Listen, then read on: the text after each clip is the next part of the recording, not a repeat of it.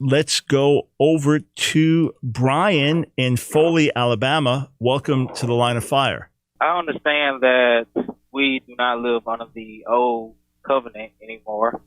We live under the new covenant. So what exactly is the new covenant? I understand that, for example, in the Old Testament it says thou shalt not steal.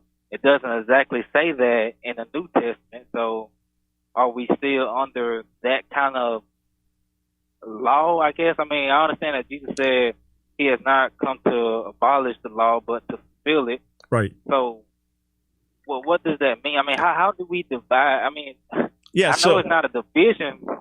Yeah, so look at it like this, Brian. And question number two is another great question. So the New Testament builds on the foundation of the Old. Look at it as a solid foundation. Now you're building up. Everything that's in the Old Testament is relevant and important one way or another, even if it's just to learn from. Like 1 Corinthians 10, verses 1 through 11, Paul talks about the judgments in the Old Testament. They're lessons and examples for us not to live the way the Israelites lived, because this is the judgment. So there are inspirational stories, there are faith-building stories, there's the wisdom of Proverbs, there's the prayers of the Psalms, all of this. The New Testament now builds on it. It brings the prophecies to fulfillment. It brings to fulfillment what the law and the prophets were pointing towards, the sacrificial system, the priesthood temple. All of this comes to another level in Messiah.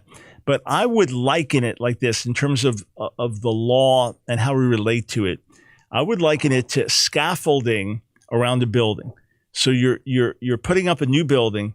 You have the scaffolding there until that building is fully in place. Once it's in place, you remove the scaffolding, but the structure stands within where the scaffolding was.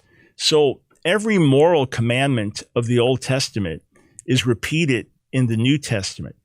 Everything that is essential for us to live by is repeated in the New Testament, including the calling not to steal. Let him who still steal no more. I mean, that's there. Everything is repeated for all believers, except God does not repeat the seventh-day commandment as a commandment for all believers in the New Testament. Rather, the emphasis is we enter into Sabbath rest through the Messiah. So the New Covenant teachings, the moral requirements, are all found in the pages of the New Testament, building on what was found in the pages of the Old Testament. So one is the foundation for the next. The next takes us deeper, takes us higher, takes us to another level in God. Look at it like that, and it'll fall into place. And things that are just specifically given to Israel in the Old Testament, for example, laws about sowing 2 different kinds of seed in your field or wearing garment with mixed fabric, those are not repeated in the New Testament. We understand that you may want to live by that, that's fine, but that was there to teach Israel principles of separation from the nations and not to mingle with the nations and not to mingle the clean with the unclean. We just make this spiritual application in our own lives, not to mingle clean with unclean, holy with unholy. But those injunctions are not repeated in the New Testament because they were not universal commands for all people. So think of it like that. And if something in the Old Testament was meant as universal for all people, it will say so in the text itself.